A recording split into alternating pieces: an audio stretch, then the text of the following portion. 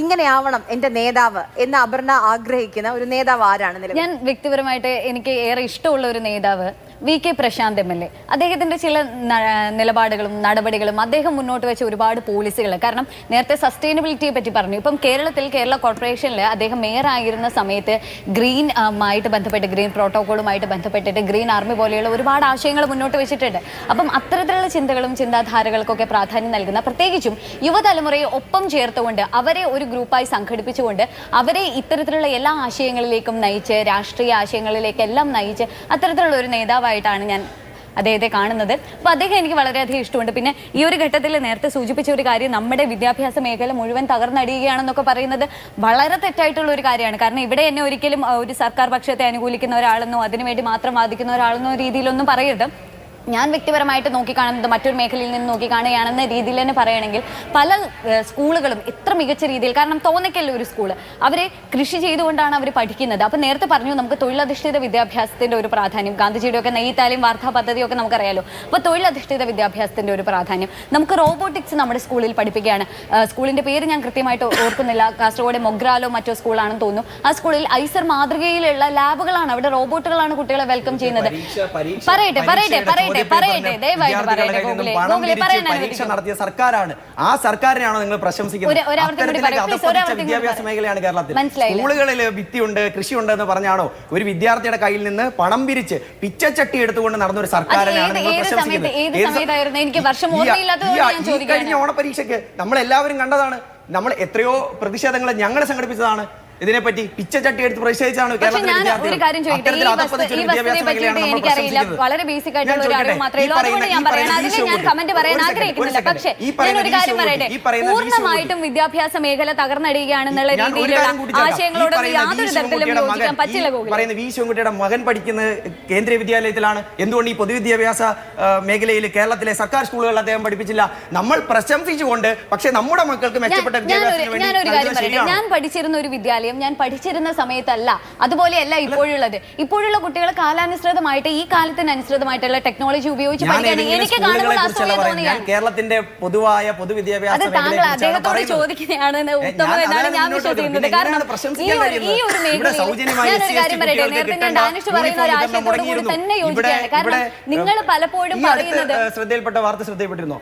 ഈ അടുത്ത് വന്ന വാർത്ത, ഇവിടെ പ്രധാനാധ്യാപകർ സ്വന്തം കയ്യിൽ നിന്ന് പൈസ എടുത്തു കൊടുക്കണമെന്ന് കേരളത്തിന്റെ പൊതുവിദ്യാഭ്യാസ മന്ത്രി ചാനലിന് മുമ്പിൽ ഇരുന്ന് പറയാണ്. കുട്ടികൾക്കുള്ള ഉച്ചക്കഞ്ഞിക്ക് ഡേറ്റ് എന്ന് പറഞ്ഞാൽ നമ്മൾ കേരളത്തിന്റെ പൊതു മേഖലയിലുള്ള കാര്യങ്ങൾ ശ്രദ്ധിക്കുന്ന എല്ലാവർക്കും അറിയാം. ഈ അടുത്താണ് കേരളത്തിലെ പൊതുവിദ്യാഭ്യാസ മന്ത്രി ചാനൽ ക്യാമറകളുടെ മുന്നിൽ നിന്ന് പറയുകയാണ്, പ്രധാന അധ്യാപകർ കയ്യിൽ നിന്ന് പൈസ എടുത്ത് വിദ്യാർത്ഥികൾക്ക് ഉച്ചക്കഞ്ഞിക്കുള്ള പണം കൊടുക്കണമെന്ന്. അത്തരത്തിലേക്ക് വാർത്ത പിന്നീട് ഞാൻ കേൾക്കുകയുണ്ടായി. റീഎംബേഴ്സ് ചെയ്യും, തിരിച്ചവർക്ക് തന്നെ നൽകുമെന്നുള്ള രീതിയിൽ താൽക്കാലിക എന്ന് ഞാൻ കേൾക്കുകയുണ്ടായി. എനിക്ക് അതിന്റെ ആധികാരികതയെ പറ്റി അറിയില്ല, അതുകൊണ്ട് ഞാൻ വാദിക്കാൻ നിൽക്കുന്നില്ല.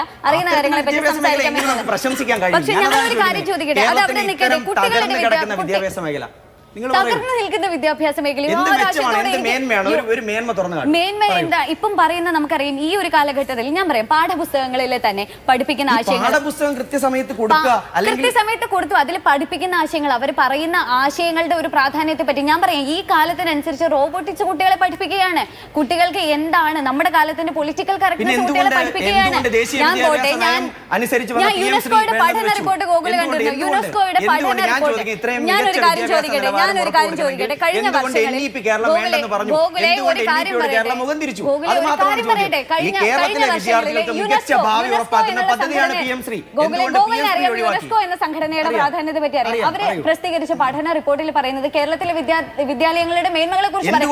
നമ്മൾ അത്തരത്തിലുള്ള ആശയങ്ങളെയൊക്കെ സൗകര്യപൂർവ്വം മറക്കുന്നത് എന്തുകൊണ്ടാണെന്നാണ് എനിക്ക് മനസ്സിലാക്കുന്നത്. മറ്റു പല നമ്മൾ മൊത്തത്തിൽ പറഞ്ഞു വെക്കുന്നത് കേരളത്തിന്റെ വിദ്യാഭ്യാസ മേഖലയും വ്യവസായ മേഖലയും എല്ലാം മികച്ചതാണ്. പക്ഷെ ഞാൻ ചോദിക്കുന്നത്, എന്തുകൊണ്ട് പിന്നെ വിദ്യാർത്ഥികൾ പുറത്തേക്ക് പോകുന്നു, മെച്ചപ്പെട്ട അവസരത്തിന് പുറത്തേക്ക് പോകുന്നു? ഞാനൊരു കാര്യം ചോദിക്കട്ടെ, ഇത്തരത്തിൽ മൈഗ്രേറ്റിംഗ് യൂത്ത് എന്നുള്ള ഒരു ആശയം കേരളത്തിൽ മാത്രമാണ് ഉള്ളത്. ഞാൻ വരുന്ന ജില്ലയിൽ ഇലക്ഷൻ 12 ദിവസമാണ് ഉള്ളത്. നോട്ടീസുമായി അഭ്യർത്ഥനയുമായിട്ട് തിരുവല്ല അടക്കമുള്ള സ്ഥലങ്ങളിൽ നോട്ടീസുമായി അഭ്യർത്ഥനയുമായി വീടുകളിലേക്ക് പോകുന്നത് ഗേറ്റിൽ വെച്ച് തിരിച്ചു മടങ്ങേണ്ട സാഹചര്യമാണ്. ഒരു വീട് പോലും ആൾതാമസമുള്ള വീടുകളില്ല. ഈ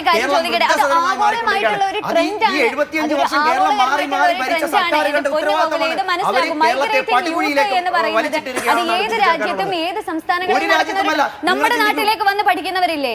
നമ്മുടെ ആഫ്രിക്കൻ സബ് കോണ്ടിനെന്റുകളിൽ നിന്നൊക്കെ ആഫ്രിക്കൻ കോണ്ടിനെന്റിൽ നിന്നൊക്കെ വന്ന് പഠിക്കുന്നവരില്ലേ? നമ്മുടെ കൾച്ചറൽ എക്സ്ചേഞ്ച് പഠനത്തിന്റെ ഭാഗമായിട്ട് ഞാൻ കണ്ടിട്ടുണ്ട്. വിമൻസ് കോളേജിൽ, യൂണിവേഴ്സിറ്റി കോളേജിൽ എത്ര കുട്ടികളെ ഞാൻ കണ്ടിട്ടുണ്ട്. ആ വിദ്യാർത്ഥി പാലക്കാടുള്ള ഒരു വിദ്യാർത്ഥി തൃശ്ശൂരോ കൊച്ചിയോ അല്ല എഡ്യൂക്കേഷന് വേണ്ടി സെലക്ട് ചെയ്യുന്നത്. ഏറ്റവും മോശമായ അവസ്ഥയിൽ, അല്ലെങ്കിൽ ഇതിനെ കമ്പയർ ചെയ്യുമ്പോൾ ഏറ്റവും കുറച്ചുകൂടെ മോശമായ അവസ്ഥയിൽ നിൽക്കുന്ന വികസിതമല്ലാത്ത പൊള്ളാച്ചിയിലേക്കാണ് പഠിക്കാൻ വേണ്ടി പോകുന്നത്. ഈ കന്യാകുമാരി ഇവിടെ അടുത്താണ്. ഈ തിരുവനന്തപുരത്ത് എത്ര പേര് വന്ന് പഠിക്കുന്നു? അതിന്റെ 10 100 മടങ്ങ് അധികം ആളുകൾ, വിദ്യാർത്ഥികൾ പുറത്തേക്കാണ് പോകുന്നത്. തമിഴ്നാട്ടിലേക്ക് ഒരു അടിസ്ഥാന സൗകര്യം പോലും ഇല്ലാത്ത നാടുകളിൽ പോയി പഠിക്കുന്നു. അതാണ് കേരളത്തിന്റെ വിദ്യാഭ്യാസം. ഈ പറയുന്ന ഏതിനെങ്കിലും ഖണ്ഡിക്കാൻ പറ്റുമോ? ഈ പറയുന്ന ഏതിനെങ്കിലും ഖണ്ഡിക്കാൻ പറ്റുമോ? എന്റെ അപ്പുറത്തും ഇരിക്കുന്ന വീടുകളിൽ എന്ന് പറയുന്നതിന്റെ അടിസ്ഥാനത്തിൽ എനിക്ക് പറയാൻ സാധിക്കും. ഗോകുലെ, എന്റെ അപ്പുറത്തും ഇപ്പുറത്തുള്ള വീട്ടിലിരിക്കുന്നവർ മറ്റു പഠിക്കാൻ പോയി എന്ന് പറയുന്ന അടിസ്ഥാനത്തിൽ എനിക്ക് പറയാം. കൃത്യമായിട്ടുള്ള ആര് പ്രസിദ്ധീകരിച്ച രേഖയാണ്? കേരള നിയമസഭയിൽ 2024 വെച്ച കണക്ക് പ്രകാരം കേരളത്തിലെ എയ്ഡഡ് കോളേജുകളിൽ അടക്കം കേരളത്തിലെ കോളേജുകളിൽ 85,000-ലധികം സീറ്റ് വേക്കന്റ് ആണ്. ഞാൻ പഠിച്ച ക്യാമ്പസിൽ 40-45 കുട്ടികൾ ഉണ്ടായിരുന്ന പന്തളം NSS കോളേജിൽ ഇന്ന് ഒരു ക്ലാസ്സിൽ 15 പേരാണുള്ളത്. അത്തരത്തിലേക്ക് നേർക്കാഴ്ചയാണ് നമ്മൾ താഴെ തട്ടിൽ ഇറങ്ങി സമൂഹത്തിൽ ഇറങ്ങി പ്രവർത്തിക്കുന്നവർക്ക് നേരിട്ട് കാണാം. ഓരോ ദിവസം കണ്ടുകൊണ്ടിരിക്കുകയാണ്. അത്തരത്തിൽ കേരളത്തിന്റെ വിദ്യാഭ്യാസ മേഖലയെ പടുകുഴിയിലേക്ക് വലിച്ചിട്ടിരിക്കുന്ന ഒരു സർക്കാരിനെയാണ് നാം ന്യായീകരിക്കാൻ ശ്രമിക്കുന്നത്. നിങ്ങൾ ചിന്തിക്കുക, അത് പൂർണ്ണമായിട്ടും തള്ളിക്കളയാണ് കേരളത്തിലെ ഏജൻസി. ഈ തെരഞ്ഞെടുപ്പിൽ വലിയ മാറ്റം. ഡെമോഗ്രഫി ഈ ഒരു ആശയത്തായിട്ട് ചേർന്ന് നിൽക്കുന്നുണ്ട്. അതായത് ഞാൻ പറയാം, മുമ്പുണ്ടായിരുന്ന യുവതലമുറയുടെ എണ്ണമാണോ ഇപ്പോൾ ഉള്ള യുവാക്കളുടെ എണ്ണം? യുവാക്കളുടെ എണ്ണത്തിൽ മാറ്റങ്ങൾ വന്നിട്ടില്ലേ? 75% യുവാക്കളാണ്, വിദ്യാർത്ഥികളാണ്. ഇന്ന് ഞാൻ പറയട്ടെ, ഇന്ന് യു പി എന്ന് പറഞ്ഞാൽ എന്താണ്? ഇവിടെ എന്തുകൊണ്ടാണ് ഇത് രക്ഷപ്പെടാത്തത്? ഈ സംസ്ഥാനം അഴിമതിയാണ്, പൂർണ്ണമായ അഴിമതിയാണ്. ഇന്ന് യു പിയിൽ 32 കോടി ജനസംഖ്യയുണ്ട്. അവിടെ PSC അംഗങ്ങൾ 5 പേരാണ്. കേരളത്തിലോ 4 കോടി അംഗങ്ങളുള്ള ജനസംഖ്യയുള്ള കേരളത്തിൽ PSC അംഗങ്ങൾ 21 അതിലെ ചെയർമാന്റെ ശമ്പളവും 4,14,000 രൂപ. അഴിമതിയാണ്, പൂർണ്ണമായ അഴിമതി. 2 കോടി തൊഴിൽ അവസരങ്ങൾ. ഞാൻ ഒരു യുവാവാണ്, അല്ലെ ഞാൻ ഒരു യുവതിയാണ്, ക്ഷമിക്കണം. എനിക്ക് 2 കോടി തൊഴിൽ അവസരങ്ങൾ, ഒരു തൊഴിൽ പോലും എനിക്ക് ലഭിച്ചിട്ടില്ല. Digital India, make in India എന്ന് പറയുന്ന പല നിരവധി പദ്ധതികൾ കേന്ദ്രം ഇവിടെ ഇംപ്ലിമെന്റ് ചെയ്തു. എല്ലാവർക്കും സർക്കാർ ജോലി എന്നുള്ളതല്ല, എല്ലാവർക്കും സ്റ്റാർട്ടപ്പ് തുടങ്ങാൻ വേണ്ടി എല്ലാവർക്കും. നാട്ടിലെ ഏറ്റവും വലിയ പ്രശ്നം അറിയോ? എല്ലാവർക്കും തൊഴിൽ, ഡിസ്ഗൈസ്ഡ് അൺഎംപ്ലോയ്മെന്റ് എന്നുള്ള ഒരു ആശയമുണ്ട്. അതിന് ഏറെ പ്രാധാന്യം കൊടുക്കുന്നത് ഉത്തരേന്ത്യൻ സംസ്ഥാനങ്ങളാണ് എന്നുള്ളത് നമുക്കറിയാം.